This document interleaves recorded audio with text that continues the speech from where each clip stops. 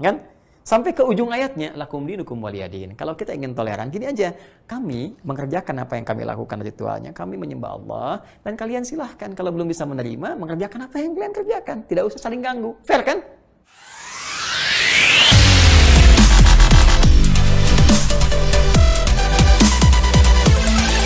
Kafir, ya kan? Ada kafar, ada kufar. Nah, biasanya itu penekanannya beda. Kalau kafar, jamaknya kafaru. Ya, kafar bentuk tunggalnya di Quran surah ke-14 ayat 7. Ya, wa idz adzana rabbukum la in syakartum la azidannakum wa la in kafartum inna 'adzabi lasyadid. Jamaknya ada di Quran surah 2 ayat 6. Innal ladzina kafaru sawa'un 'alaihim a anzartahum am lam tunzirhum la yu'minun. Seperti pernah kita bahas, kalau kafar itu lebih ke perbuatan. Bisa dikerjakan oleh orang yang belum beriman kepada Allah Subhanahu wa Ta'ala. Dia ingkar, makanya dia nggak sholat. Orang nggak beriman kan nggak sholat, nggak puasa, nggak zakat, dan sebagainya.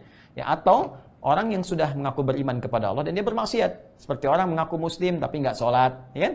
Nah, perbuatannya sama dikerjakan oleh orang yang belum beriman. Maka disebut kafar untuk menunjuk perbuatan. Ya, seperti orang-orang yang sudah kaya, muslim, nggak mau zakat. Maka turun kalimat, la in syakartum la azidannakum. Kalau engkau bersyukur kami tambah. Wa la in kafartum. Kafar di situ bukan keluar dari Islam. Tapi kamu nggak mau zakat, ingat diancam dengan siksa di akhirat nanti. Ya, jelas ya? Baik, itu kafar. Kalau dia ngajak-ngajak misalnya, ya, dalam kondisi, ya, boleh jadi dia nggak menyerang, ya, dia nggak ngajak bermusuhan, cuma suka ngajak-ngajak. Ya, nah itu disebut kafir, jamaknya kafirun. Umumnya demikian. Maka muncul surah Al-Kafirun untuk menunjuk perbuatan sekelompok orang datang kepada Rasulullah SAW mengajukan proposal pada malam hari. Dia datang mengatakan, ya Muhammad SAW, kita nggak usah berselisih. Kita memang beda tuh. Kita memang beda. Jadi sejahiliyah-jahiliyah orang jahiliyah, ya, sejahiliyah-jahiliyah orang jahiliyah mengerti perbedaan antara keyakinan. Ya, makanya saya agak heran, pintar-pintar orang sekarang masih nggak mengerti mengatakan semua agama sama. Itu kalau Abu Jahal masih hidup, ketawa tuh. Ketawa tuh. Suneo katanya. Jadi kalau Abu Jahal masih hidup tuh, Abu Jahal pun mengerti ada perbedaan. Ya, dan dia memilih jalan yang salah. Ya kan? Nah, jadi sejahiliyah-jahiliyahnya orang jahiliyah masih mengerti Muhammad SAW kita memang beda. Tapi jangan sampai perbedaan ini menjadikan kita berselisih, ribut, dan sebagainya. Kamu mau apa? Kalau kamu mau jadi orang paling terhormat, kami angkat terhormat. Kalau kamu mau jadi mendapatkan perempuan-perempuan yang cantik, macam-macam lah. Setelah itu puncaknya ada kalimat yang sangat memukau, kalimatnya cantik, menarik, tapi isinya membahayakan. Gini aja, kita saling toleran aja. Nah, ini yang salahnya. Saling toleran. Malam ini kami nyembah Tuhan kamu. Ayo, tuntun pada kami bagaimana caranya sholat. Ya, besok-besok kamu yang nyembah Tuhan kami. Ya, ngajak-ngajak tuh. Ya, nyerang enggak, maksa enggak, cuman ngajak, ngarahkan, kan? Maka apa yang terjadi? Turunlah kuliah ayyuhal kafirun. Dan ini Masya Allah tingkat toleransi yang paling tinggi dalam Islam. Paling tinggi, luar biasa. Kuliah ayyuhal kafirun. Katakan, hai orang-orang yang masih menutup dirinya dari Allah Subhanahu wa Ta'ala. Nggak ada celaan, nggak ada makian, nggak ada apa. Itu standar. Kafir itu standar. Ya, sama dengan iman. Iman itu standar. Ini bahasa syariat. Ini standar sekali. Ya, Anda disebut beriman, alhamdulillah. Disebut kafir, jangan marah. Karena ini standar. Kenapa disebut kafir marah? Abu Jahal nggak marah. Abu Lahab nggak marah. Kenapa abu-abu yang sekarang jadi masalah? Ya, karena ini kalimat standar, kalimatnya halus kok, nggak nyebut hewan yang tersesat misalnya, atau apa, sapi yang tersesat misalnya, ya, atau macam-macam, tidak. Ya, disebutnya kalimatnya sopan sekali. Hai orang-orang yang masih menutup dirinya, ya, dari Allah Subhanahu wa Ta'ala, belum menerima risalah dakwah ini, kan? La a'budu ma ta'budun. Aku ingin sampaikan satu komitmen, sampai kapanpun aku nggak bisa menyembah dan tidak akan pernah menyembah apa yang kalian sembah. Wala antum a'buduna ma'abud, dan kalian pun nggak usah repot menyembah apa yang aku sembah. Kan? Sampai ke ujung ayatnya, lakum dinukum waliyadin. Kalau kita ingin toleran, gini aja. Kami mengerjakan apa yang kami lakukan ritualnya. Kami menyembah Allah. Dan kalian silahkan, kalau belum bisa menerima, mengerjakan apa yang kalian kerjakan. Tidak usah saling ganggu. Fair kan? Dan ini syariatnya dibawa ke konteks kekinian. Masya Allah teman-teman sekalian. Jadi nggak harus kita katakan semua agama sama. Hari ini ikut misalnya ke tempat agama lain. Besoknya ke tempat agama lain. Tidak usah. Kita saling menghormati. Ya, di Indonesia, Masya Allah, di sini misalnya beragam etnisnya, kepercayaannya, rasnya, ya beragam sekali, teman-teman sekalian. Ada yang misalnya Kristen, yang Hindu, yang Buddha, ya kita hormati mereka, tidak usah ganggu, nggak boleh. Ganggu mereka misalnya, atau misalnya merusak fasilitas ibadah, nggak boleh, dilarang. Ya, kita hormati. Kalau ingin tanya tentang Islam, kita jelaskan. Tapi pun tidak harus mengganggu kita ibadah. Itulah indahnya saling menghormati itu dalam Islam. Cuma Islam yang punya itu, lakum dinukum waliyadin, la ikraha fid din. Dalam Islam, indah. Udah hatam. Jadi orang Islam tuh nggak usah diajarin toleransi, udah hatam. Cuma praktikalnya aja. Makanya hati-hati dengan virus-virus yang masuk. Itu yang merusak sebetulnya. Itu yang merusak. Semua agama sama, diajak ke sini, ini kurang toleran. Tidak, dia nggak paham. Dalam Islam sudah hatam, tinggal dipraktekin dengan benar.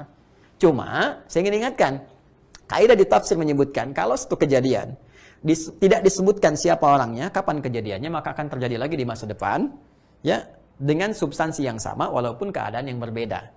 Dimensi yang tidak sama, cuma esensinya sama. Artinya apa? Kalau zaman dulu ada yang ngajak-ngajak, ada yang nawarkan, walaupun tidak memaksa, tidak menyerang, maka ke depan pun itu akan terjadi lagi seperti itu. Akan datang orang-orang, ya maksa sih enggak, nyerang sih enggak. Cuma datang misalnya bawa mie instan, datang bawa sarung, gitu kan. Ya, car free day, carnya yang free, cuman ajakannya, yuk dengarkan ini, dengarkan itu misalnya, wah ini itu. Nah, kalau ada yang seperti itu, nggak apa-apa, nggak usah marah. Ya, setelah dia sampai, saya ingin menjelaskan kepada Anda, ada keyakinan begini, Anda harus begini. Sampaikan, Pak, maaf, Bapak telat. 15 abad yang lalu, sudah ada yang seperti Bapak. Ngajak juga, turunlah surah Al-Kafirun. Indah sekali suratnya, Pak. Allah sampaikan kuliah Al-Kafirun. Hei orang-orang masih tertutup, belum menerima risalah Islam, ya, masih terputus hubungan dengan Allah. La abudu ma ta'budun. Mohon maaf, kita toleran aja. Saya menyembah Tuhan saya, Anda silahkan beragama sesuai dengan keyakinan Anda. Kecuali kalau pengen tahu tentang Islam, Pak, di Islam tuh risalah Allah tuh kenapa disebut Allah? Kita jadi berdakwah. Ya, jadi gak usah marah, itulah kafirun dalam konteks yang luas umum. Nanti penempatan yang lain bisa konteksnya berbeda.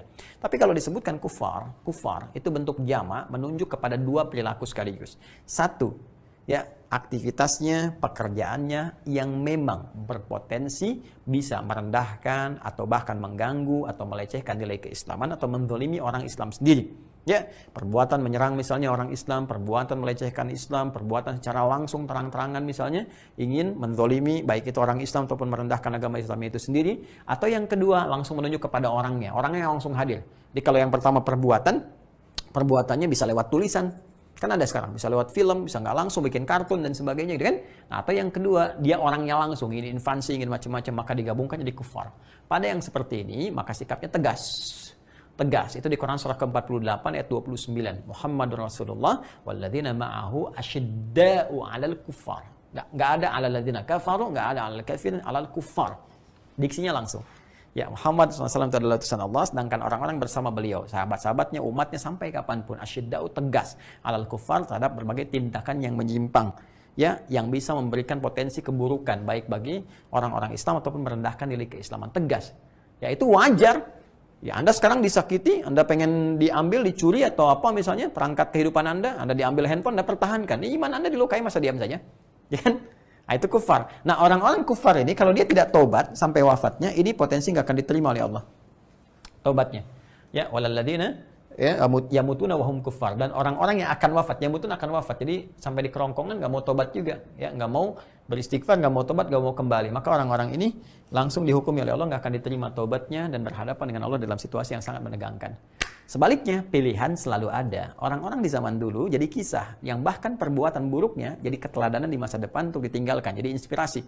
Banyak sahabat-sahabat Nabi yang dulunya menjadi penentang Rasulullah SAW.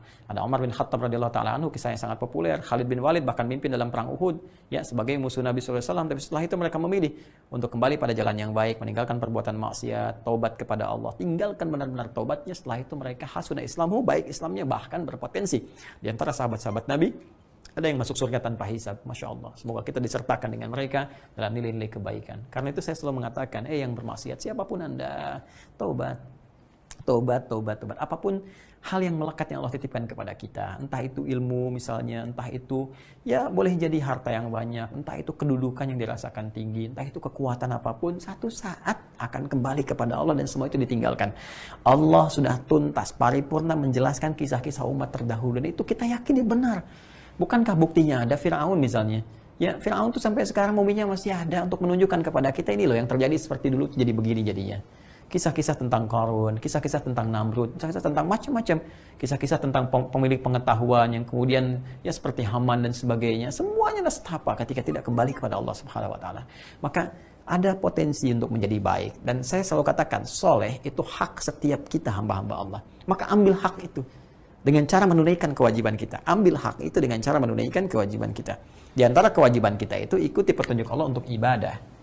Ya, makanya tadi kalau di penutup Anda, menutup kalimat Anda, pertanyaan Anda tadi, saya masih menunaikan kewajiban sebagai umat Islam. Ya, kalau Anda tunaikan kewajiban, maka mustahil berbuat maksiat. Karena fungsi kewajiban dalam bentuk ibadah itu salah satunya mencegah perbuatan maksiat.